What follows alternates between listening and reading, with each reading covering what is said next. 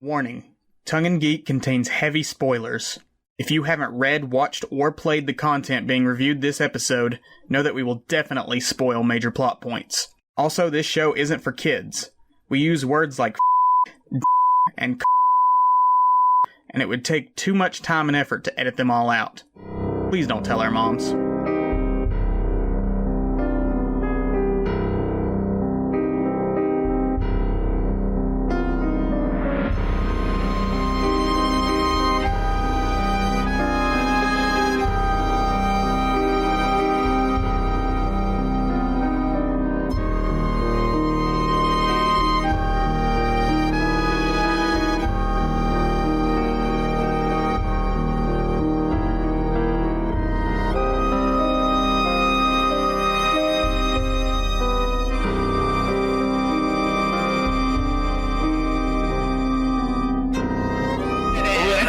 Save all the shitting on Tyler for when we're recording. Okay, well, we're recording now, so go ahead.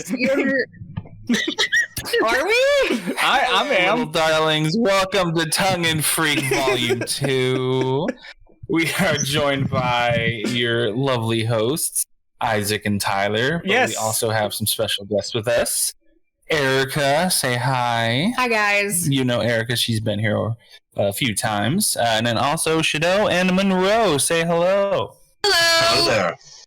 All right, we are discussing tonight the 1988 Canadian horror thriller Pin, based off the novel by Andrew Niederman. And I don't know where to go after this because I didn't have anything prepared because this wasn't one of my picks, so I just let everything fly by the seat of its pants. I did like a background, not like a super long background, but diving a little bit into Niederman himself. Yeah. This is why I love Shadoe joining. Yeah. Because Shadoe does the back. Are you sure you don't want a full-time position? I pay in hugs. Long did have to be e-hugs for me. I'll mail them. Send her a what are those things? Those digital things. That's a real good joke, Tyler. In here now. Yeah, that's really great. Leave me alone. I told you I'm buzzed. Shadoe, would you? This is already off to chaos. Shadoe, would you like to give us some background? Yeah. So since it seems like we're leaning more towards the movie, but since we do know that the movie was based on a book that was written by Andrew Niederman, I did a little bit of a background on him. He was born in October of 1940. He is 81 years old as of this year. Mm-hmm. He's also a Scorpio, which is what Monroe is. Yeah, but I'm not as troubled as that guy is. And as me and Erika have talked about before, he does have a wife, his wife Diane. We're pretty sure that he never ever consults her on any female characters that he ever writes. But he is married to a woman and has been for a very long time. I couldn't find an anniversary for them, but it's been a long time just based on things we see here and there. And he actually has over 125 novels to his name. Woo! But the majority of them are his ghostwriting because he did take over ghostwriting for V.C. Andrews. His first story that he did as her ghostwriter was Garden of Shadows, which me and Erika are currently reading together. Yes. And that is from the Dollenganger series. Mm-hmm. And for his very first, the very first book he ever wrote was called Illusion.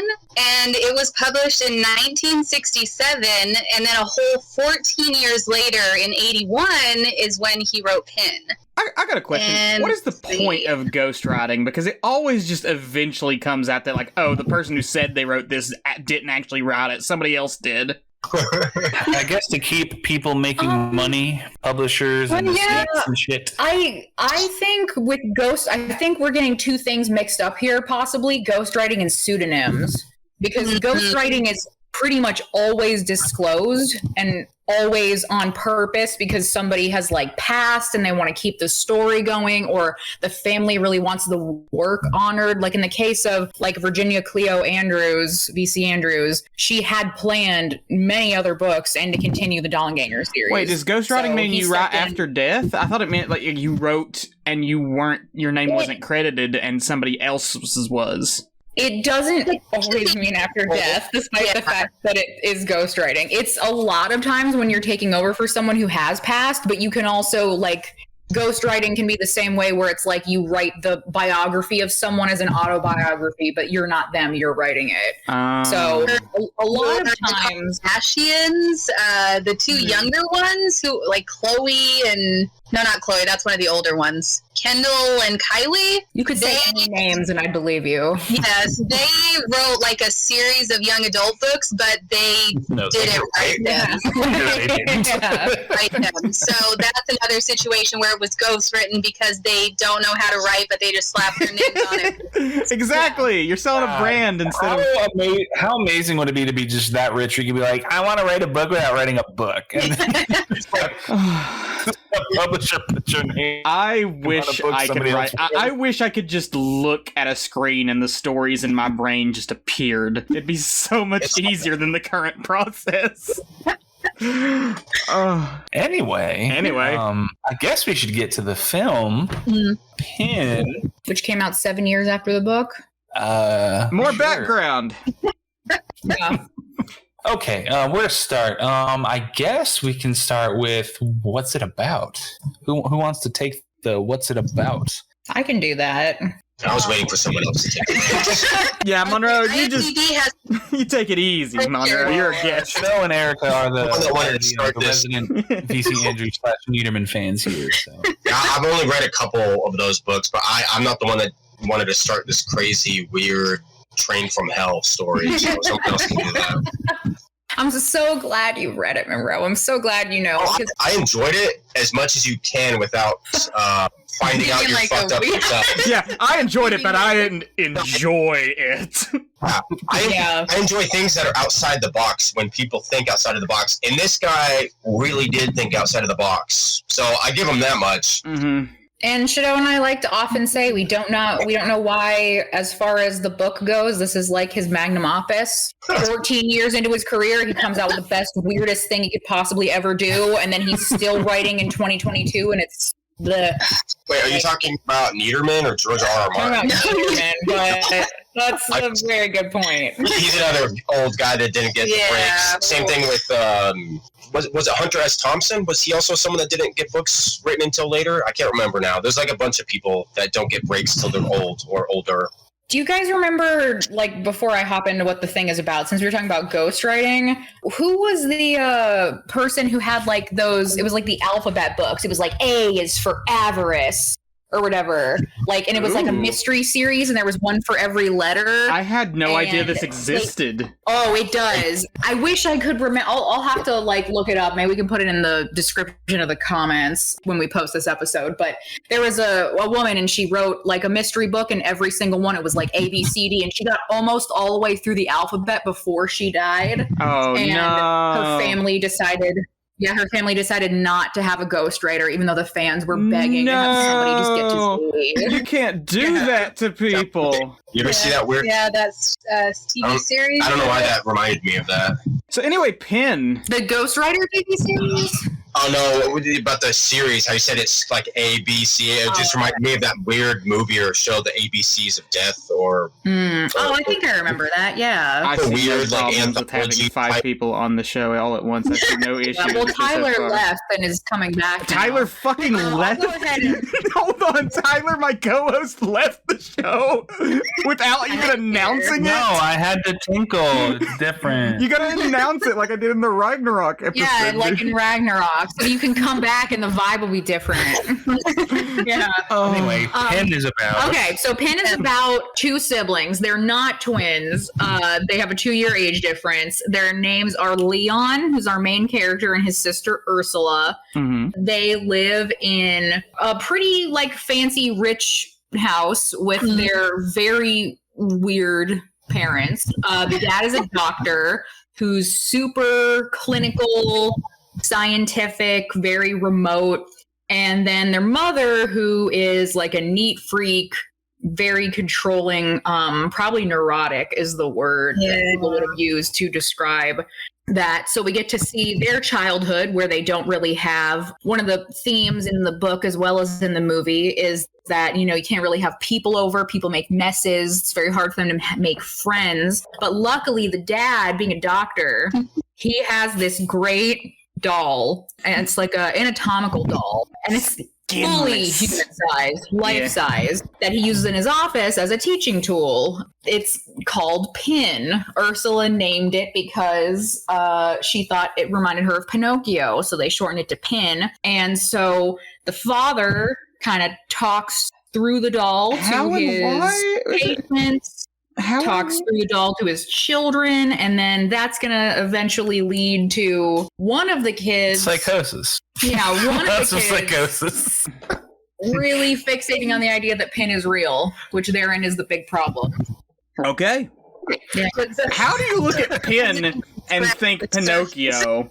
Probably for the nose he's got below the belt line. If you I was know what about I'm to saying. say his nose is the part that sticks out on him. No, he is irresistible if anything about the first part of the movie sticks out. Yeah, can we talk about that scene real quick? Like, Just the scene that kicks it off. Leon has problems, yes. Leon definitely has problems, but what the hell is up with this nurse who goes into her doctor's office, into her boss's office, takes an anatomy doll and uses it to masturbate? What? Yeah. You know, people gotta release Isaac. You know, The real question is if you cleaned it off afterwards. That's just a health thing, right? That's a health risk. From what Erika has told me, I could be wrong here. The nurse doesn't masturbate with Pin in the book, correct? No, she doesn't exist. She doesn't exist in the book. Since she doesn't exist, she can't. So I assume in the film, it's not assumption, it's in the text. The nurse masturbating with Pin, she does it in front of Leon. She doesn't know Leon is there because he snuck into the office to talk to Pin. Mm-hmm. It's just a shorthand to warp Leon's mind at a young age and give him weird sex. hang-ups about sex and further confuse his relationship with Pin as an adult. The need, as they call it in the film, and I guess in the book too. The need. The need. I That's personally so think gross. It's also I also think the scene with the nurse is to show us that he is fully anatomically correct. Yeah. What did it look like, though? Because we don't know that. Like, he's skinless every... Translucent. I don't know what a penis looks like under the skin. I'm gonna hang on. I'm gonna have to look at a medical diagram. It's been a while since like middle school. What's under there? What makes me question it is the penis on Pin, is it flaccid? I mean, it has to be hard because he's made out of like hard resin and plastic, but like it's not an erect penis. Well, he's an anatomical doll, and when they show you the pictures in like, you know, anatomy books, it's not erect. So I'm assuming it's just a hard plastic, not erect penis. There's a lot of tubes. There's a lot of tubes involved. She could be rubbing amongst the outside part for anatomy. Maybe you blow up Pin through that. Maybe he's a blow up doll and you have to blow through there. Now, another question I have now that we're talking about the scene, because this is the scene because I heard about Pin through the horror circles, of course. Like, oh, Pin's a pretty fun movie. It's pretty interesting and pretty fucked up. And I'm like, I gotta watch Pin. So it's free on YouTube, and I watched it a couple years ago. And that's the scene, the nurse scene. I'm like, okay, yeah, I'm in for a ride. And now that I'm thinking about it, I'm like, does he have a butthole? Was she also putting a finger in the butthole while she was using him for her She was definitely grabbing cheek. She had to push him in. I mean, he's not a bad-looking guy for being translucent. He's anatomically correct. I feel like we're hung up on this one scene. I mean, it's like the pivotal scene, really. Like. And we haven't read the book, so there you don't know about the other scene that's I'm pretty sure that they used this scene because they couldn't show Yeah, it because in the book, Ursula is the one that bangs the shit out of Penn. And so Really? they probably used this nurse scene instead because, Oh, yeah, in the book, they say that Ursula is the one that does that stuff. Isaac, And Ursula is not the woman you think she is. Oh. Trust me. during this. Yes. He's kind of the instigator and is like, doesn't he like hold Pin? Yes. Yeah. Yeah. So Ursula. They probably Eiffel Tower her, to be honest. So, I mean, again, I don't want to focus on the book too much, but in the book, yeah. after there is a part with an abortion, and after that, she only has relations with Pin until she meets her boyfriend. Oh, so she continues to use Pin. Yes. So in the book, it's not just Leon who's a little messed up about Pin. No. No. I see. No. Well, she grows out of it. As she gets older, she kind of she starts to realize that this is like not cool, and her brother's like a complete lunatic, and you know, maybe they should do something to help him out because that boy ain't right in the head. No, and she cares a lot about him, and she wants to help him, but he doesn't want to be helped. Yeah. And when you watch the movie, at least for me, it's really sad to see how Leon absolutely clings to Pin, and like his parents really, especially his father, obviously, like no one ever sat him down and was like, listen, son, I've been talking through the doll the whole time. Yeah, it was me. I'm really good at being a ventriloquist. I, as a human man, can tell you my son at the age of probably like 9 is even way old enough. Like, could have told him sooner. Yeah. Like, don't get a psychosis about this because you think that this doll is real. That'll escalate and ruin lives. Instead of, seeing his son talking to him when he's in high school, taking the doll and deciding to wreck the car because he wants to drive like an asshole. That's his Dad's dumb. Dad's dumb in this movie. Dad's dumb in a lot of ways. Let's get to some bigger ideas here. What I like about the movie is that I'm a sucker for peeling back the layers of upper crust white bread America. And this movie is a glimpse into the twisted lives of the upper crust white bread America. We have a picture perfect family on the surface, town doctor, revered, but he's a shitty father. He's remote. He doesn't know how to connect to his kids in a real way. He's very stringent, and then the mother's a clean freak and strict, and everything's regimented. So the only thing that these kids have to latch onto in any sort of emotional way is this fucking pin doll that the father uses as a teaching tool. And I don't know if we made it clear to anybody who may be listening to this review or discussion about the movie and hasn't seen it yet, but this anatomical doll, like, it has its veins visible, its muscles, its organs, like he has clear plastic skin. He's very jarring to look at. So the fact that this is the thing that the kids have in their lives to talk to, and the main thing about Pin is he gives advice. The parents don't talk to them, the parents don't give advice, but Pin does. Yeah, he's a sounding board for like advice and like what to do with their lives. But the thing is, he's not really talking to them. It's just Leon. Eventually. Yeah. Initially, it's so much the dad. As the movie, and the dad says, "I don't want." Sorry, I was just gonna say, as the movie goes on, Pin's, and I say Pin's, but really Leon's portrayal of Pin changes wildly. Because in the beginning, like, Pin, when, like, the doctor is using Pin as a ventriloquist puppet, he's using him to explain a lot of clinical stuff to his kids, stuff he, I guess, doesn't want to explain to himself because that'd be uncomfortable. But, like, once Leon gets a hold of him, it becomes an outlet for advice, which is really just a way for him to justify his own thinking and actions. And it becomes more and more of an outlet for his repressed aggression and anger. And you can hear it in the delivery of the lines. Pin goes from being a very neutral sort of thing, very calm, very neutral voice, to by the end of the movie, cussing at Leon and being angry. It's like, get rid of him. Like, being angry about things. Like, you hear the emotion come out through Pin that Leon's been repressing all this time. Yeah, through Leon, Pin becomes, like, a frightening character. Like, he's off-putting from the jump because, I mean, just look at him. But when Leon decides to start using him for his own needs and desires, like, through Leon, Pin becomes kind of a really creepy villain. You know, he's spiteful and he's jealous and he wants, like, his way. You know, and he's judgmental to a fault, to a murderous fault. And he doesn't want what little comfort he's carved himself post his parents' death to be disrupted. It's a really fun, like, dual villain thing that the story's going with, even though, like, you know the whole time that Pin's not alive. But I think it does a really good job of placing you, like, in the subjective view of Leon and Leon's eventual victims, where, like, Pin himself does become an unsettling character in and of himself. When we were rewatching it, Tyler and I said, wouldn't it just be hilarious if at the end of the movie, Pin just stands up and walks out and says, like, cool, thanks, Leon.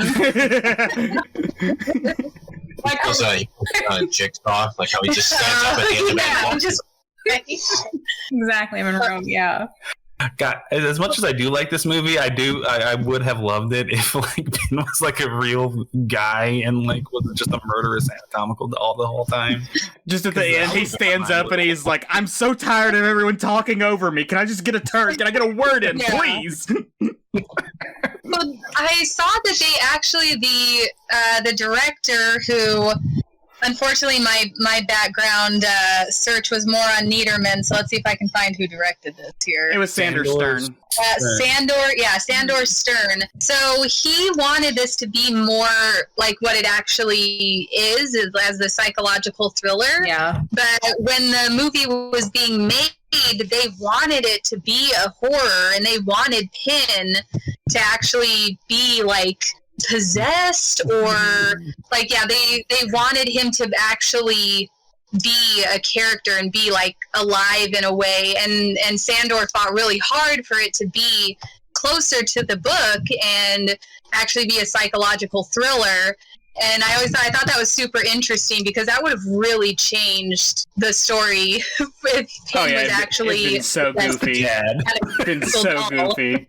Yeah, so yeah, it was pretty good that he stuck to his guns, and he's like, no, this is what I want this story to be, and they finally relented and let him make the story he wanted to make. Yeah, can't say I disagree. Although the movie's, you know, it's very melodramatic and it's got a kind of soap opera quality to it. Like, there's a real undercurrent of tragedy to it. Mm-hmm. As shitty as Leon is, and, like, as twisted as he is, and as selfish as he is, and as backwards as he is, like, you can't help but feel bad for him, because goddamn, like, kid never had a chance. No. Like, he really didn't. All these white boys born into privilege, they never have a chance. They show it in the movie, but they don't call him Dad. They're supposed to call him the Doctor. Like, he had nothing but his sister and a weird anatomical doll. And through Leon, Pin's a little murderer. Little murdery bitch. Also sexy. Also a bit of a slut. Bit of a slut. So bad about that. Yeah. Which this is what I'm curious about, because I think that the movie, not the book, because I know the book is far more demented. Yeah. For the time period, I actually think the movie is very, very non-judgmental of Ursula as a character. We find out, you know, she's sexually active as a teenager, and she has a quote-unquote reputation in high school. And, you know, Leon can't handle that, stuff like that. And he has a problem with her sex life throughout the entire movie. But the movie never judges her for that. It's all Leon's hang-ups. Yeah. So I'm curious about the juxtaposition between Ursula as a character in the movie versus Ursula Pinfucker in the book. There's a big one. They're like two completely different characters. Yeah, they really are. As I mentioned to Tyler when we were rewatching it, since I just reread the book, which is possibly even better a second time, saying something, because it's a real gem. Shadoe and I read that together, and we were like, we'll take our time, which turns out is impossible when it comes to reading. You need to know immediately what's going on. Very fast read. Yes.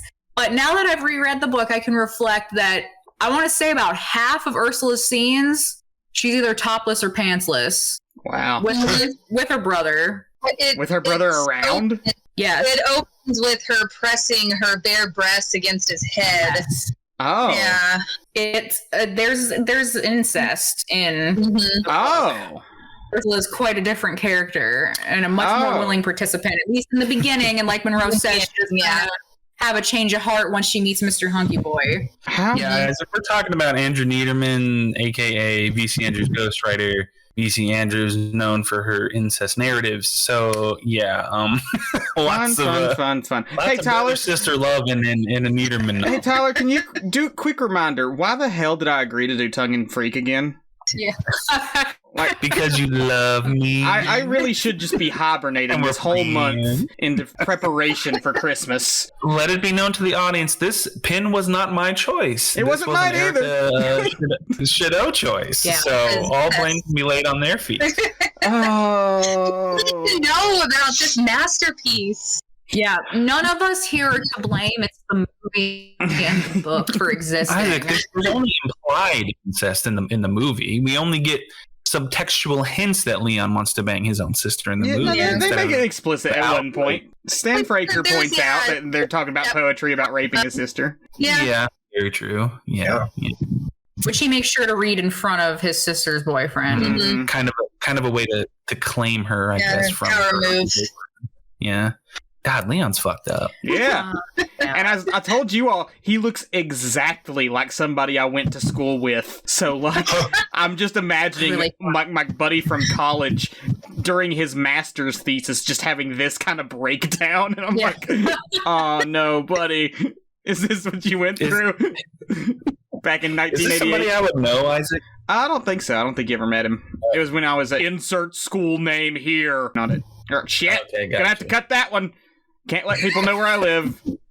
Are you going to remember that, Isaac? Probably not. Hey, well, now that we're talking about it, I probably will. Hey, Isaac, remember, I will bleep it out. Remember to trade this in instead. When I was going to insert school name here. Okay. That's going to be beautiful. Excuse me. Now that there's a big long but section about it, I'll Isaac remember. did tell us that, so when I was rewatching the movie, it was even more enjoyable. And like we were talking about when we were saying, like, you know, how isolated they are, I feel like you can tell that. I mean, granted, the 80s was weird. Some of the prose of the Pin movie, it's like, wow, there's something about reading about, you know, someone talking to a doll and then also seeing him do it. Mm-hmm. That's just really jarring when you see it, especially when this doll gets skin later. Oh God, he looks get- like Dennis. It's so much worse. It's so much worse Yeah. with the skin on. It is somehow significantly worse once he has skin and hair. But I feel like with Leon, even though it's the 80s, like you can just see he dresses so formally. He's so closed off. He's like at high school and he's wearing ties. Yeah. Like I feel bad for Leon. He's very clearly disturbed. He's very clearly dangerous. But again, it's just like this poor dude with a little bit of guidance and mental health, which obviously was not happening in the 80s nor with his parents, didn't have to be like this. Well, see, I think even in the 80s, you could seek mental health if you had the means. And if But you were the rich and white. The problem is with being rich and white, especially in, I get East Coast and Northern East Coast vibes from where they're living. They're in New York. New York, there we go. Mm-hmm. You know, people talk. You know, people talk about, did you hear so-and-so is going to a therapist? Yeah. They also talk, did you hear so-and-so keeps a medical doll at home? See him. But I feel you. That's true. So when I say he never had a chance, He didn't have a good chance. mental help probably something that never entered his mind. For one, he doesn't think he needs any help because Again, no one has ever shown him he wasn't. and Ursula, bless her heart, can't quite take the plunge into saying, hey brother, maybe Well, she tried, and he hit her. yeah. Oh, that's right. He did hit her in the movie, which made me gasp. Yeah. She says he's just a dummy, and he hits her. And then throughout the rest of the film, anytime she's about to do it, he reels back to hit her, and she flinches. Like, he gave her PTSD over that. Yeah, he yells a lot in the book. Ursula in the film is a very sympathetic character. I'm very surprised to hear that the book is very different. No, when you think about it, Isaac, it makes sense because you need a sympathetic character in a movie. And I also don't think you can have a movie and there's like a child sex scene and like threesomes and like all the many weird things that you can put in a book. I don't see how you show that to a movie audience and don't have them be like, what is this? It's the same reason. That's why we remake it. Yeah. And include all the fucked upness. It's the same reason why in Stephen King's It, there's a part that Shadoe and I are familiar with. It's never included. And Monroe. I knew you were going to bring that up. I think I know which scene you're talking about just because Tyler's told me about it. Yes. So, like, with accuracy, I wouldn't want to see that. I'm like, okay. Yeah. Yeah, Monroe, I'm with you. Reading it, I feel like I'm going to get arrested by reading it. I'm like, oh, shit. But they let Stephen King put it in. And it's funny that you mentioned like a remake because the Pin movie for more than 10 years has been rumored to have a remake in the works, that they were going to redo it. Even as like recent as 2021, you can find stuff online where people are like, no, this is the year. It's actually happening. It's weird. They can do it now. There's a lot of far more overt sexual stuff on TV now. Yeah, just watch Lifetime. Yeah, or Crimson Peak, like that was pretty clear incest in that. So it's like they were adults. Wait, we're forgetting the biggest one. Game of freaking Thrones. Are you kidding me? Yeah, dude, there was incest galore up in that show, dude. Incest, the thematic yell that keeps on giving. They did that one time. So no, it's fine. It's all right. Maybe after that new Doll movie comes out, Megan, which looks fantastic. Maybe after Megan comes out, people will remember, oh yeah, dolls are creepy. Let's redo Pin. Yeah. Maybe. We can only hope. Oh, well, if you guys haven't seen that trailer, I'll have to see watch the trailer for the movie Megan. Like, it was not seen that. Incredible. You think Leon and Ursula would have ended up with a happily ever after if they lived in Alabama instead? Yeah. You know what? Shame on me for projecting a Southern stereotype. Shame on me. They'd have to be in a polyamorous relationship with an anatomical doll. So I don't know. I don't know if it would have worked out. Oh yeah, Polly's too far. Polly's too far. You're dangerously naive, because if they lived in Alabama, more members of their family would want to fuck Pin. Yeah, man. They're okay with that. Yeah, they'd have more support. The whole community they'd have Pin fucking festivals. They're like, this is the most high-grade sex doll I ever seen. All right, I shouldn't have opened this door, and I'm closing it behind me. We're done.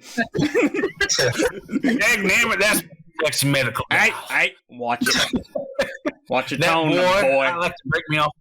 Watch your tone, boy. I know you will. Them's my kin you talking about.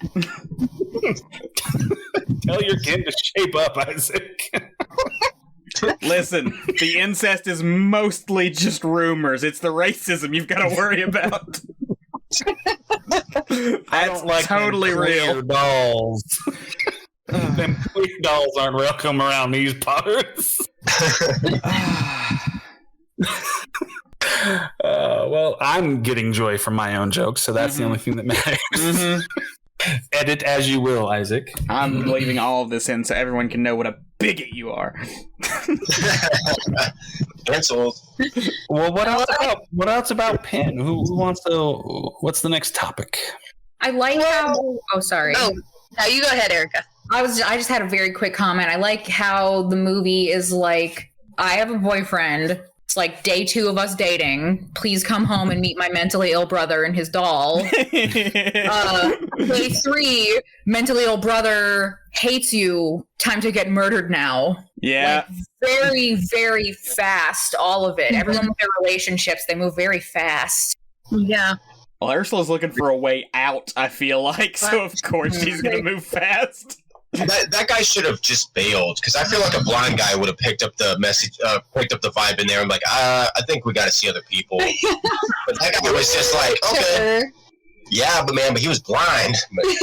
No, like he knew. He has a conversation with Ursula, and he's like, "Your brother's psychotic," and she's like, "Do you think I don't know that?" And he's like, "We need to take him somewhere," and Ursula's just like, "No."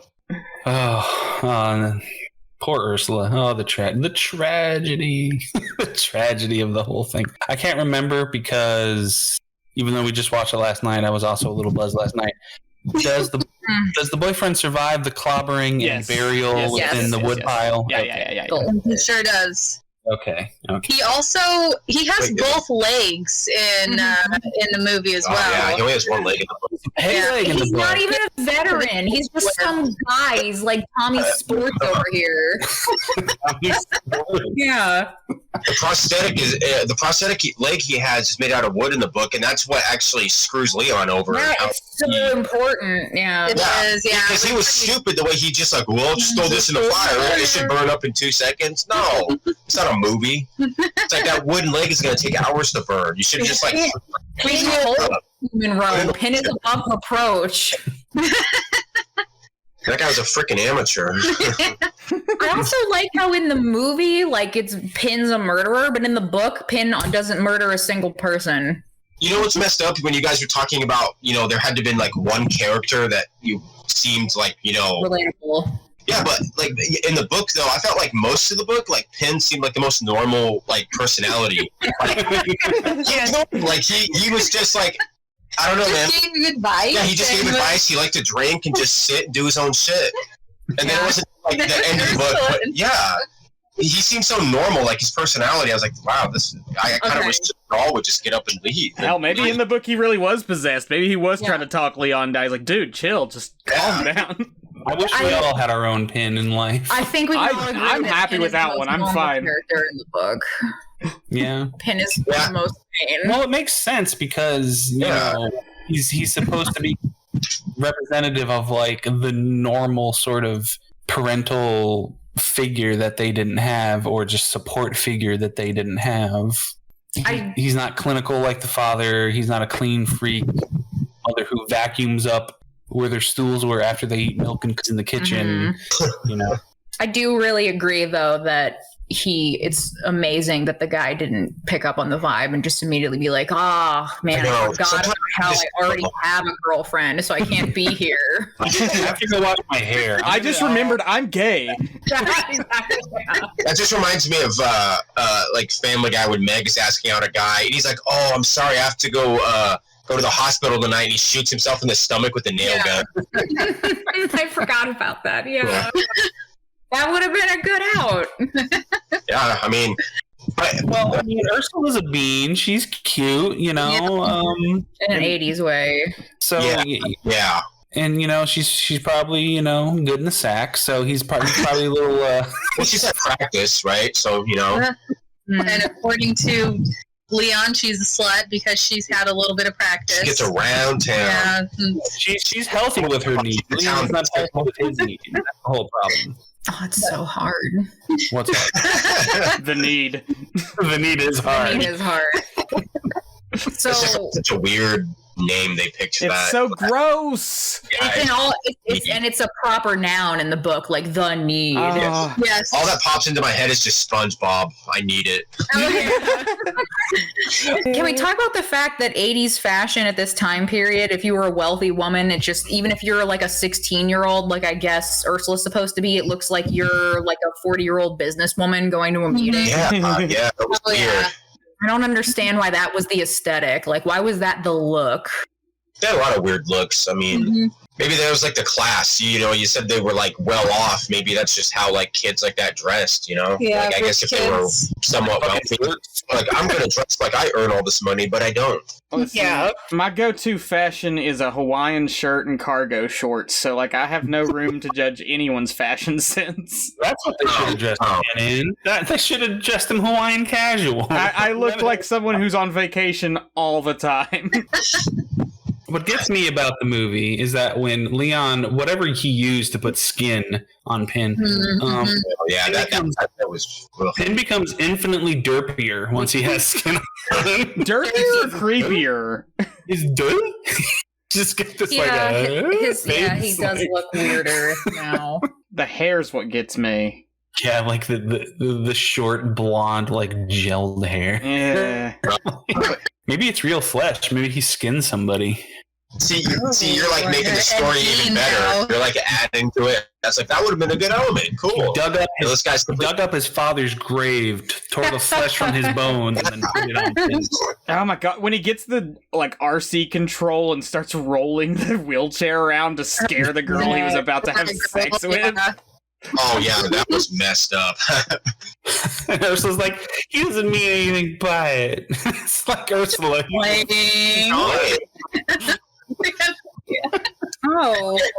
I looked it up a little further, and in early 2011, so right on the year, Sandor Stern confirmed that he would be returning to direct a remake of Pin. Wait, why would you use the same director again? Use somebody else. Give somebody else a chance.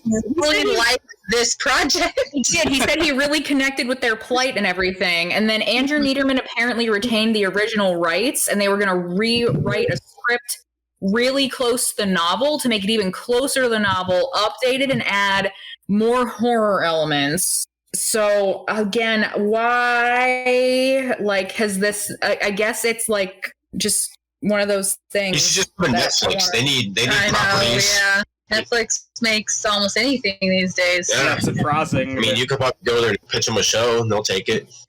Yes, I'll do it. So what I'm reading here, and again, this is like unsubstantiated, so I don't know if this is true. It says that this famous writer named Jack, how do you say that? We're here. Yeah, that he reached out to the director and to Niederman and said, please let me write the first draft. Like, I'm a huge fan of the movie. I'm a huge fan of the novel. Like, it's been my passion and dream to see this done. And he wrote it. No. Man. Yeah. They should have got me and Shadoe to do this. I know. We could have got Niederman what he wanted, because apparently Niederman... Sure, we're his biggest fans. Like, they need to step back. And there's not a lot of them. So are you guys the biggest fans? Because every time you guys get together, you talk shit about him. We appreciate good Niederman. Yes. And that's a gem when you find it. It's funny because I tried to do review this episode, and I looked on Rotten Tomatoes. There's like a 58% audience score, and there's not even a critic score for this movie because there weren't enough critics. There were 2 critics who left reviews on Pin. Well, I mean, it's a VHS obscurity from 35 years ago, so that doesn't surprise me. You can get it on DVD, but they're like 45, 50 bucks a copy. I didn't know it had a DVD release. That's what they said, yeah. That's why I brought up the DVD thing. I got distracted. Yeah, eBay. If you go on eBay, there's people that have, and it is for this region, and it is obviously this language, but yeah, it's like 45, 50 bucks. You can get yourself a DVD copy of it. I mean, that's not the worst price for a DVD because it is kind of a collectible, but that is a lot at the same time. I'll wait for the inevitable collector's edition Blu-ray that one of my fancy labels will put out eventually, because I know it's going to... It'll probably come with a real pin, too, like blows up, you know? Oh, no. Yeah. Oh, no. If you pre-order it, it comes with a life-size pin. You just have to go to Spirit Halloween to find you a pin. Yeah, they have this creepy blow up like Halloween decoration, and it reminds me of a lot like Pin. I'm like, the way it stares at you and stuff. Like, I know she sent a picture of it to Erika. I'm trying to send stuff in the chat so you guys can. Oh, this one worked. See that? Oh, no. I saved that when you sent it to me. That stuffed dummy prop is what it's called. And this one just will not send. So I guess this one's a no-go, but there's that one. So yeah, you can have Pin right now. Yeah, man. I don't want to go get him. He wasn't that much, right? He was probably like $100 maybe. I can't remember how much. Yeah, but this one already has the skin on, though. You got to get the one with the skin off and then add your own skin. Otherwise, it's not authentic. You can put that in. Ask the Spirit Halloween employee, does this come skinless? Can I get my Pin boneless? Boneless, please. Traditional boneless. Oh man, I've made myself sad because if this article is to be believed, what happened is that writer who said it was his lifetime dream and passion to write the script and see this come to fruition, that the director Stern and then obviously the original creator Niederman hated it so much that they said no, forget it, and that he was like no. and he posted the script on social media, and he was like telling people, I'm going to get another director. And so they had to cease and desist him. And that's why the project died, because this guy. Man, this guy's more passionate about this story than the fucking author is. Yeah. How could you have written it so badly that they both hated it so much? They were like, you know what? Just forget it. Just let it die. Maybe it was a love story between Penn and Leon in that one. Maybe it ends with a happily ever after. Isaac? I was about to say maybe it's like a full-on love story in his version where they actually just have a happily ever after, all of them together with Penn. Maybe it was a musical too. Oh. Well, that's a good segue to the ending. How does Penn end? Who wants to take the ending? What happens? We're only gonna talk movie ending. I don't want to spoil book ending for Tyler. We're only talking movie. Tyler, Isaac, cover your ears. Penn, the film. Tyler, cover your ears, because I'm never gonna read the book, and I want to know how it ends. Oh, I already have all the spoilers for the book. Oh. Even the ending? No, not the end. Well, no, you told me the ending last night. Not Ish. all of it. I omitted a lot of stuff. Okay. Isaac, I'll tell you later. I was going to say, yeah, you just secretly tell Isaac later. Well, sorry, listening audience, you don't get to know either. I was gonna have a big secret we'd hold for Tyler forever and ever on the show, but seems we're not gonna have that. Tyler would have to skip. I would have to put in like a skip timestamp skip here for Tyler only. Yeah. You can't trust him, but is Isaac going to tell us the movie ending? Tell us the movie ending, Isaac. Okay. So Leon hates Ursula's boyfriend. He tries to kill him, tries to hide him out in the woodshed. Ursula finds out. She screams, she runs away. She comes back in with the axe, and you think that she kills Leon, but it turns out she destroyed Penn. And it completely breaks Leon's brain to the point where he gives up his Leon identity and becomes Penn himself, just sitting completely still in a wheelchair for the rest of his life. Yep, and I love the ending because I'm a sucker for dark, twisted endings and horror stories, and this one reminded me of an ending from like a Tales from the Crypt episode. Just, ironic, downbeat, just kind of I wouldn't necessarily call it a comeuppance, but I guess it is a comeuppance, even though he kind of did assume this identity himself. It wasn't foisted upon him. It generally kind of made me sad when Leon Penn's like, I miss Leon or whatever, and she's like, me too, and then she closes the door and it's like roll credits. Yeah, because it's sad. It made you sad because it's sad, Tyler. I'm glad you still have the capacity for human emotion. Isaac, everything makes me cry, okay? The only reason I say it actually made me sad is because the movie is kind of high camp in a lot of ways. So. It's just a fun thrill ride up until then. Yep. A bunch of goofs and laughs. I wonder if Ursula, mover Ursula here, I wonder if she knew that like killing Penn was probably in Leon's eyes worse than killing Leon, because he literally just cannot deal with the loss of Penn, that he just has to completely lose his identity and forget who he is because it's so big a trauma to him that he can't even accept it. Like, I wonder if she knew that. I don't think she knew it in the heat of the moment. I think in the heat of the moment, it was like she's had so much of dealing with this, she couldn't take it anymore. She wasn't thinking about the lasting impact. She was just like, I've got to get rid of this thing. It's ruined my brother's life and my life. Yeah. Yeah, because she doesn't, even though she knows that Leon attempted to murder her boyfriend, she doesn't, in the end, blame Leon completely. She blames Penn. So that's why she took the extra Penn. Penn's the murderer. Penn's the murderer in this movie. And it kind of goes back to kind of the dad's fault for creating this. All of this is the dad's fault. The dad's the villain here. Did everybody enjoy the part, which is correct, because it comes right from the book, where he was like, oh, hey, I'm going to give your sister an abortion. Want to watch? Yeah. Could be educational. No wonder. And when that was in the movie, I was like, I can't believe they showed this at like this time. Yeah, me too. That this movie came out, and they talked about it with no like negative speech or anything. They were just like, this is just what it is. This is what we're going to do. And they didn't shame her for doing it. Even Leon isn't shaming her for it. He wants her to have one. He realizes that it's the only thing that's feasible for her as a 15-year-old girl. Well, when you have enough, kind of shaming her through Pin, like he was talking to Pin, like I try to bring him up right. We already established Pin is sexist, though. So that wasn't the dad; it was Pin's just inherent. Good point. Yeah, good sexism. Point. What I think when I think about Pin, like the movie, Shadoe and I definitely have talked about this before, but again, not to like beat a dead horse, but it reminds me of It.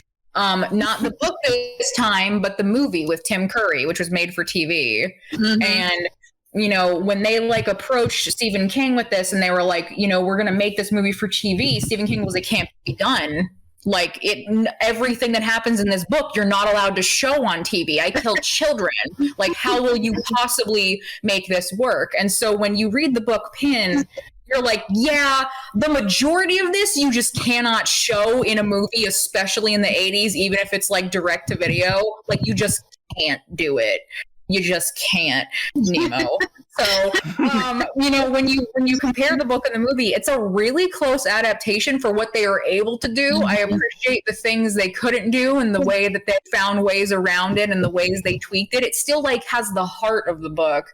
And I think that's really impressive because like you guys were talking about, what I would expect is just them being like, oh, well, okay, we got this book. Oh, he's spooky. He walks around at night killing people. He's a doll. Yeah, you'd think the father would come back possessing Pin to mess with Leon or something. Yeah, something totally off the wall. But they keep to the spirit and like that. This is about identity and this is about trauma and this is about family and about a very mentally ill boy. And they like, it's impressive to me because it's, again, I keep thinking it's like, you think Niederman would have been like, how will you do this? How will you make this a movie? Because so I would say the majority of the book, there are so many scenes. There are characters that are in the movie where you're just like, but that's not what happened because we can't show what happened. Like, and like I said, the change of Ursula's character, like, they did a really good job. They told a good story that's still very true to it. And again, I'm amazed that they were able to operate within the confines of what they would have been able to do. Mm-hmm. What I'm dying to know, though, is... God. Isaac, don't jump the gun here. Don't jump the gun here. No, you don't. You see, you're already thinking the worst. I've always see it coming from a mile away. You're sprinting on the horizon, but I'm a mile up and I'm looking down on you coming at me, Tyler. I know what's about to happen. You can't hide it from me. You're gonna look silly because it's not what you think it is at all. I'm just gonna ask how Leon Pin manages to make his skin look so shiny and plastic and his hair look so shiny and plastic. Yeah, that's what you were about to ask. You're totally not deflecting. Well, I can't believe you're trying to lowball me here. I can't believe you're trying to assume that I was going to Is It Horny when I was not at all going to Is It Horny. Don't you fucking lie to me. I'm not. I would never lie to you. That's what Pin said at the end of the movie. That is literally what he said, yeah. I can't lie to you because you can't lie to yourself. But Isaac, now that you mention it, oh God. Damn it. Go ahead. Get it out. No, for real though, like, what's the theory on his doll-like exterior at the end? Do you think Ursula helps him with that? Do you think she like makes him up to look more doll-like? Lord, no. Or is it just, why would she help? Yeah, or is it just his psychosis taking physical manifestation? No, I think that powerful. He dolled himself up, dressed himself up like that, and he doesn't bathe. There's your answer. He sits in that chair at all times. His shiny plastic sheen is just grease. That's what you're saying. I'm saying he made himself up with makeup once, and he just never took it off. They never took it off. That actually probably does. Yeah, maybe he went to the wax museum, like that movie with Jared Padalecki, and just had like that coat put over him, so he looks like a mannequin, and he just doesn't move. And he was like, "Give me that." He probably smells like shit. Wax. Yeah. I also like that he established that Pin eats because Pin really liked those chocolates that the boyfriend Stan. In the book, his name is Stanley, but in this, he's just Stan. Stan Freka. Yeah. Exactly. So he already established that Pin eats, so, he just sits in his wheelchair looking shiny, eating chocolates. Yeah, it's not a bad life, He's got a nurse. He has a window. I think the movie window, explicitly gets good children. states at the end that it's a bad life. I think the explicit message at the end of the film is that it's a bad life. No, it's open to interpretation. So we know that the nurses get really attracted to Pin. See, Shadoe's going there. I didn't even have to. Yeah. Shadoe, why? Why? We slipped into is it horny by accident? If that's, yeah. Oh, thank you, Shadoe. That's my canonical ending. I'm reading between the lines of the ending of the movie now. Is that Leon gets raped by his nurse? If they really wanted to tease us, it could have been the same nurse. Oh my god. She was Oh my a little bit older, but would have worked. Yep. Everything's coming up, nurse. Christmas time is here. Happiness and cheer. Isaac, did you enjoy the 1988 film Pin? You know what? It's really funny you ask, because I feel like my enjoyment is slipping with each entry of Tongue and Freak. Oh no! With the first one we did Killer Clowns from Outer Space. It was goofy, silly, absurd concept. Wasn't too scary or anything. It was just silly, campy fun. Second one we get to Dead Alive. Goriest film ever made, but almost in a cartoonish way, to the point where it's like, okay, yeah, this is gross, but it is funny. But it's also gross, but it is funny, but it's also gross. And then I had to watch this one alone. You made me watch this one alone, and I'm just sitting here the whole time. I don't even know if disturbed is the right word, but I was just deeply uncomfortable the whole time. Just sitting there here. There you go. That's the point. Yeah. Yeah, Tyler, and we discussed this in Dead Alive. I don't care if it's the point. I don't enjoy the feeling. Oh, man, it disturbed me. That sucked. So what you're saying is, I think what you're trying to get at here is that you're not a big horror guy. Hello. See, I was hoping Tyler, is it? Yes, it's nice to meet you. Oh shit, I used her last name. God dang it, I gotta freaking pull your name out of the thing because I was trying to make a joke. Son of a bitch. This is a note to you. Edit this part out. Do you feel ganged up on because 4 out of 5 of us are horror fans? I know! All of my friends are horror fans. I don't know how this happened to me. What did I do wrong? Do you know how many times T2 is like, hey man, we should show Isaac this movie? I know! Every time I have to be like, T2, he would never forgive me if I showed him this movie. I don't know how I stumbled. I stumbled into the lion's den and I just decided to stay here for some reason. I'm like, nah, I'm fine here. It's cool. All these people wearing these black-coated vampires that are lurking around me. It's fine. They're chill. I like them. You're the familiar in a den of vampires is what you are. I'm like a bright tabby cat in a den of witches. I don't know how this happened. Well, just know that you're giving your friends joy from subjecting yourself to things you don't enjoy. I hate October. This month sucks. Next year I'm sleeping through it. Beautiful here lately. We're getting a great fall. Okay, the weather's nice. I like the weather. The spirit of the season. You're right. Next year I'm just staying outside for the full 31 days of October. I'm not stepping back indoors. I'm not looking at a screen. Okay, Isaac. Okay. Since you're... I have to do another one of these. Damn it. Since your psyche is slipping with each movie this Tongue and Freak, I will give you a bomb. A bit of an ultimatum here. Mm-hmm. Oh, an ultimatum and a bomb are very different things. Here's a gun to your head, and here's some chapstick. Which one do you want? Okay, you still have to watch a horror movie, so it's not quite an ultimatum. Okay. We can continue on with The Mist, which will not lift your spirits. I'm just going to say that right now. Mm-hmm. Yeah, I think our friends here know. Which would have been our last film for the Tongue and Freak season this year. Or you can watch a more lighthearted, colorful, horror, cartoony, maybe comedy horror movie of my choosing. Now, Tyler, you have one in mind. Now, Tyler, here's the thing. If you had offered one every Christmas, I offer you a film outside of the usual Christmas movie genre to specifically appeal to your tastes. If you had offered in the spirit of Christmas. Yes, in the spirit of Halloween, you hate me. In the spirit of Halloween, you hate me this month. If you had offered this before, when we hadn't already made plans for this, and I knew Erika was excited about it, I'd have taken you up in a heartbeat.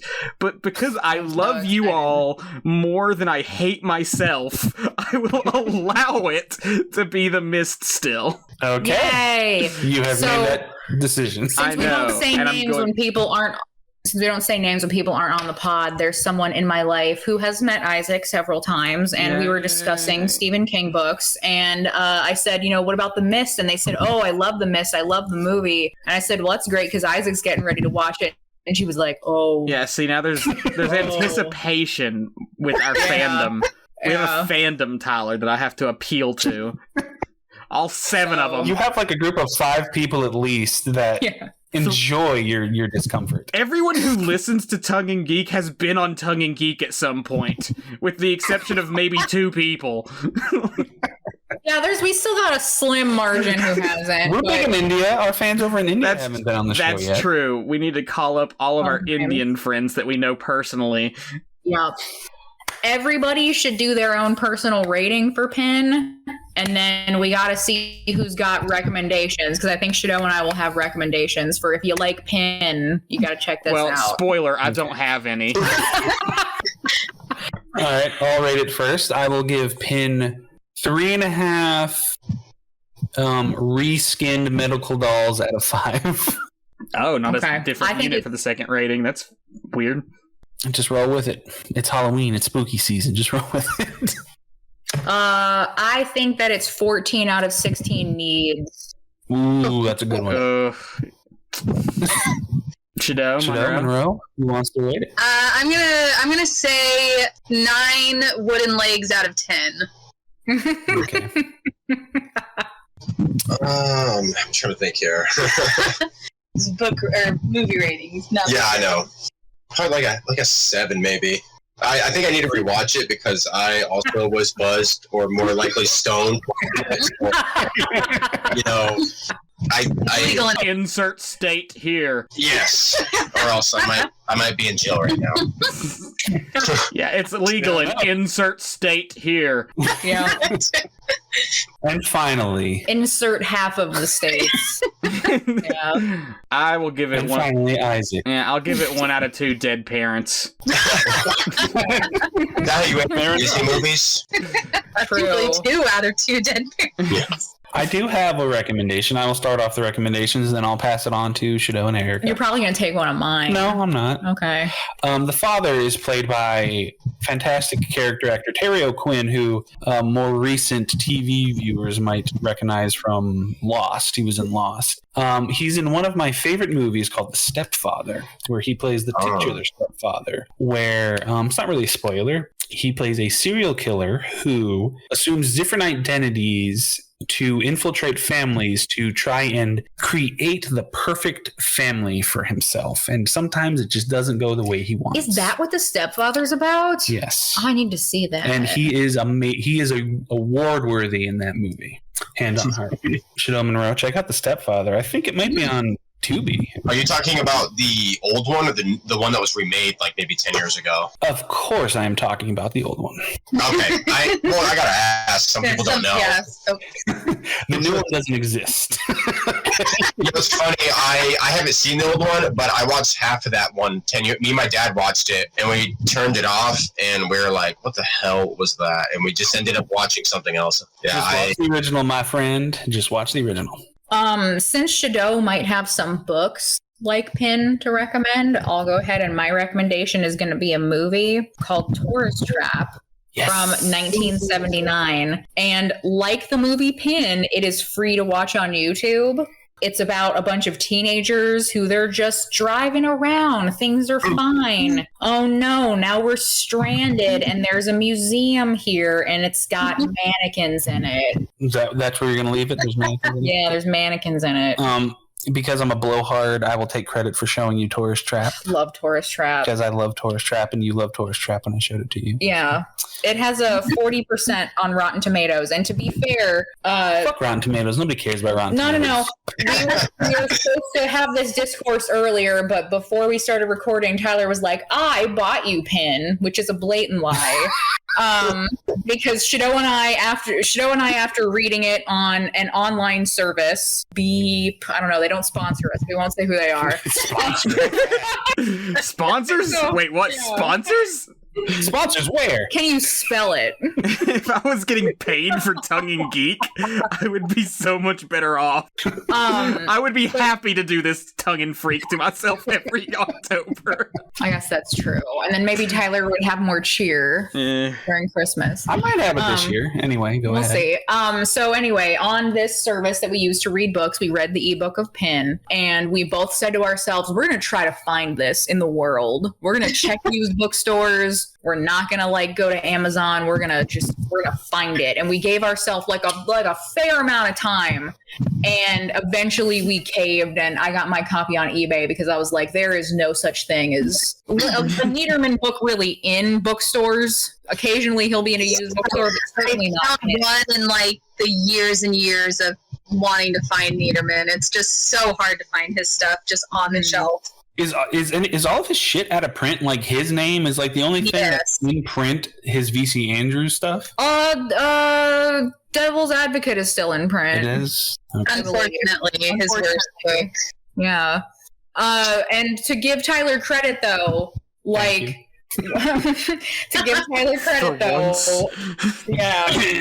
Shadoe and I like to read Niederman things. We like to read, V.C. Andrews' original and also Ghostwriter, and that he's the Ghostwriter. And Tyler said, "Hey, you guys should check out that. You should check out this thing called Pin." Very true. That was Tyler's suggestion. Yeah. Thank you. So Tyler did give us a suggestion because even though we knew Niederman was demented and we knew some of the things he could do, we didn't know truly how far he could go in the best work of his life. So Tyler gets props for that, and he gets props for showing me Tourist Trap, which is my recommendation. Very good movie. I have a couple recommendations. Obviously, Erika will know a lot about this because this was one of your suggestions, but if you like messed up families and most of mine, I guess because of the themes in the Pin book, are very incest related. So the top one that is just so similar to it would be What Josiah Saw. Ooh. And that was a Shudder. That was a Shudder exclusive, right? Yes. Yep. Good choice, Shadoe. Yeah, that was definitely a good one. And then I mentioned it a little earlier, but Crimson Peak has that same kind of vibe. I should have watched that this Halloween. You're right, Shadoe. Very true. I was talking to Monroe about this because it was definitely marketed incorrectly. Mm-hmm. It was marketed as a horror movie when it should have been more of a gothic romance. I was interested in it anyway because it looked interested, and I like Charlie Hunnam a lot, so I was like, I'll watch this. Cool. And, it wasn't bad. I was like, all right, yeah. My last one is actually a manga called Angel Sanctuary. It has, again, the incest theme to it and also angels. So that would be my last recommendation. Awesome. I'm not laughing at your rec. It's just when you said incest as well as angels. We're watching The Midnight Club on Netflix. There's a character in it who is a bit of a Jesus freak. And the characters are all teens who tell each other scary stories. She loves angels, so all of her stories have to do with angels. So she needs to read the manga. She needs to read the manga. Yeah. I remember you telling me about that, and that sounds like a really good rec. If you like incest and angels, another recommendation based on that is the Bible. That's where it all began. All that begatting. There's only 2 of them at first. That's true. Monroe, do you have any recommendations? Because I realize now I actually have one other one. I do, but I'm pretty sure you and Tyler know these and have seen these, but maybe Isaac hasn't. It's for the. Oh, I'm not. I've been scrolling Facebook the past 10 minutes. I'm not going to read, listen to, or watch any of this. This is purely for the listeners. We're on a podcast. I've been like racking my brains for the past like 10 minutes trying to just desperately think of like some recommendations. I haven't talked this much this whole time because I completely did. I should have prepared more because I was like, I'll be fine. But then as you guys are talking, I'm like, oh, I don't remember a lot of this movie, just like the main key points. I've got like nothing. But I do, if it's along the lines of incest, if that's what we're doing. That's what I was very all I can think of is, so you could check out Gerald's Game or it's parallel story Dolores Claiborne because they're connected and they both do Have incest. Very good. Yeah, because that's the only thing I know. I sound like beating a dead horse. So Stephen King, because that's me. Hey, there's a lot of Stephen King. But I was like, that's like the best thing I could come up with. And plus, they are great stories, and they do connect. And it's not. I mean, they're not as heavy focused on that aspect as Penn is. Like those stories are about other things, but they do play a heavy hand into it about with the characters and Gerald's Game. I watched it first on Netflix, and I was not in the right frame of mind again. I bet you weren't. And it disturbed me because I was like, it was just, and then plus you have the little kid from E.T. being a total creeper because he's in that movie as the creepy dad, and so I'm like, oh man, yeah, this is something, man. And I think I mentioned to Shadoe, it's really funny that in Gerald's Game, Elliot, in E.T., the actor, Henry Thomas. Yeah, he is her father, yet they're both in the Haunting of Hill House show on Netflix together, and they're married. Yeah. That's weird. So that's a form of incest, guys. Go watch Haunting of Hill House. And anybody in the audience who'd like to make a drinking game out of how many times we say the word incest can do it. You'll die. You'll die. Don't do that. Monroe's recs are really good, not only because, like he said, they contain the I word for the drinking game, but also because they're family dramas. They're peeking inside a family the same way that we get with I would imagine a series with incest would have some family drama. I would hope that a series I would hope something with incest would have family drama, not family happily ever after. Maybe you shouldn't read the Pin book then.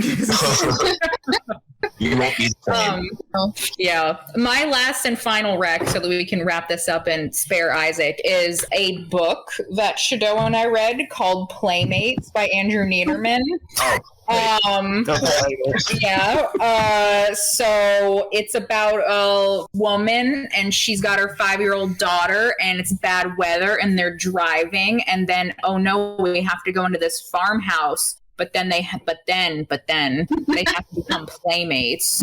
So, what's great about this as well is that it is a movie that Shadoe and I watched, and it is called The Maddening, and it's got Burt Reynolds in it. Oh, I've heard of The Maddening. So, not only can you read it, you can do one of our favorite things, which is to read the book and then watch the movie and then tear the movie apart because it's usually not as good. Completely ass backwards way to do it, but whatever. So, if you want to see what else Niederman has to offer. I got one more movie. Okay. And it also is part of the I word. Because man, there is a theme with this episode. Yeah. If we had sponsors, I'd worry about getting demonetized, but go for it, man. Yeah. Wrong Turn 2. There's like mutant incest monsters in that shit, dude. It's a messed up movie. Like, I like all those movies except for number 6 because that was just stupid. But the rest of them are just these fun, weird. It's like Hills of Eyes, but the mutants are in the woods, and it's a lot better than Hills of Eyes. I think that's my take. I've always enjoyed that. But yeah, number 2 particularly has that kind of stuff. Maybe we should just say messed up family. We'll use that in place of the I. Wrong Turn 2 is my favorite of the Wrong Turns. So yes, thank you. Hey, did you like the newest one, that remake one? I kind of like that one. I haven't seen it yet. Dude, check it out, man. It's actually, I didn't think much of it, and I watched it. I was like, okay, that was actually pretty cool. It was better than number 6. Number 6 was half of a porn. It was half porno. Like I was like, dude, when are we gonna get the mutants killing people, man? Jesus. I don't want these tits. I want the blood. Yeah, man. Shadoe hasn't seen any of those, but the first one has Elijah Dushku, or whatever the hell her name is. The second one has Henry Rollins. Oh yeah, Henry Rollins was in the third one, right? Or he's in the second one. Oh, the second one. I mixed up. Oh, the third one's the prisoner bus one. Yeah. It's like we need a wrong turn podcast. Oh my God! I was about to say this is getting real Clerks 2 up in this one. By the second one.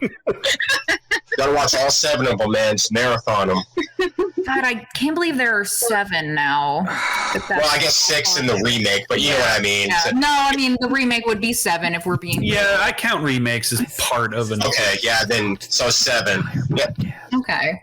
Me and my friend Chris, we always liked watching those because he's the person that introduced me to horror movies. I used to be scared shitless of them until he made me watch the horror movies when I was 14, and he even chased me up the stairs of my house when it was pitch black with the ghost face mask on until it desensitized me. So ever since then, me and him, we just love we still do it now. We love watching horror movies and just laughing and rooting for the bad guys to like fuck up the people because it's funny. I don't know. Yeah, so that's why those movies. Isaac, you weren't. See, I think you could be Monroe if you just give this more time. You weren't properly traumatized, Isaac. All right, you got some work to do, Tyler. Dude, I gotta go. What I'm hearing now is that I'm not doing my job well enough. No, see, if you had known me when I was a literal child, perhaps, but we met when I was in my 20s, it's too late. My brain has stopped developing. It's only on the regression point at this point, Tyler. My prefrontal cortex is done. It's not changing any. Well, since we're best friends forever, I still have from here to eternity to destroy you. Yeah. You gotta watch him early. That's what my friend did. His first horror movie, I don't know how this happened, but I think it was probably because of his older brother, was Chucky, and he was 5. And that was like his first. Oh, that's like the worst time to be watching. He loved it though, because he's just. Ask Shadoe. Chris is a weird, fun guy. He's an Aquarius, so yeah. it all makes sense. Oh, that makes sense. Yeah, Aquarius is fucking. Water, am I right?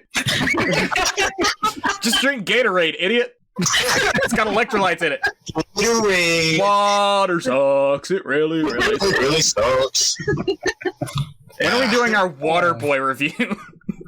Let's do an Adam Sandler marathon. Adam Sandler. Let's just do like all the OG Adam Sandler movies, man. I can quote the hell out of them. That would actually be so fun. That would actually be a lot of fun now that I've said it. Wow, yeah. I would love to do that. Hell yeah, that'd be great. It was like the first Adam Sandler movie, man. I watched it on 4th of July, and it was awesome.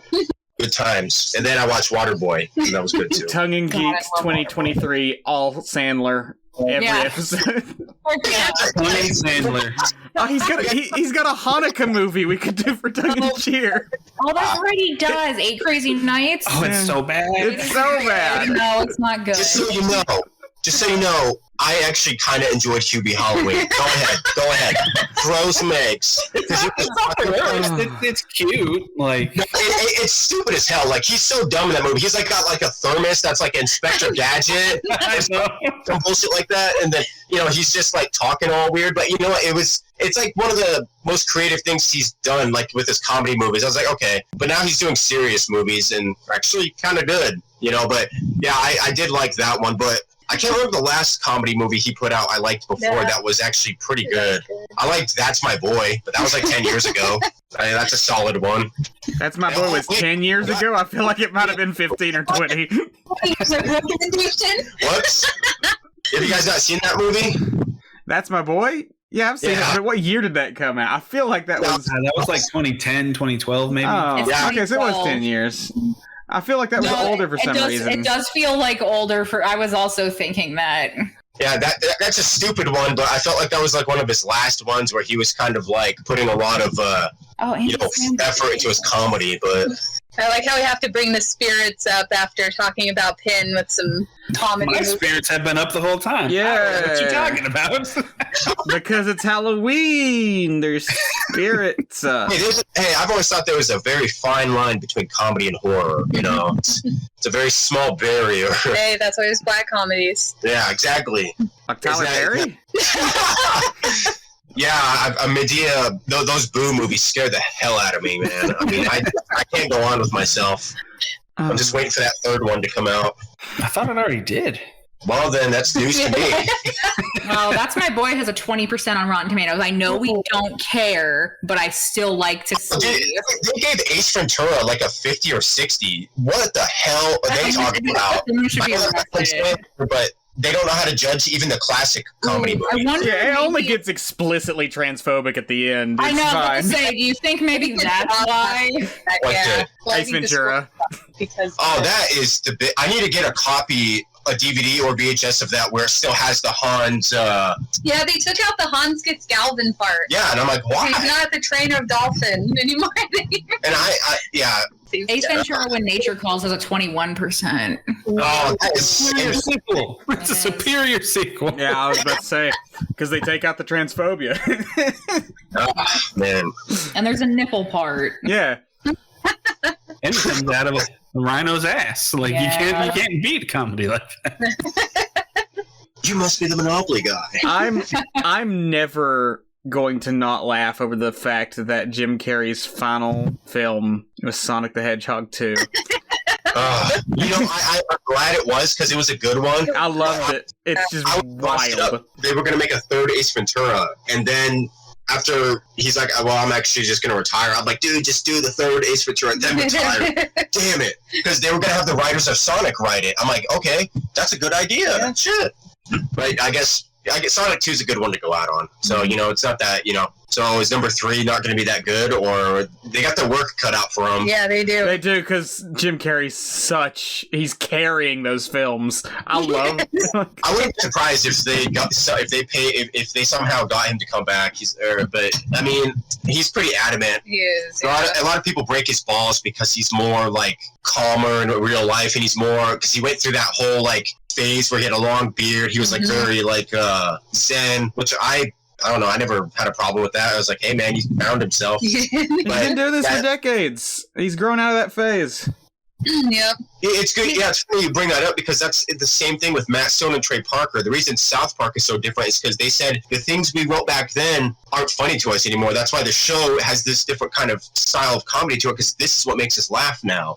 And so probably the same thing with Jim because he's like, well, that stuff doesn't do it for me anymore. It's actually really fitting that you bring up Jim Carrey because this is like a really great way to like wrap up our pod also. Oh yeah, we're still recording.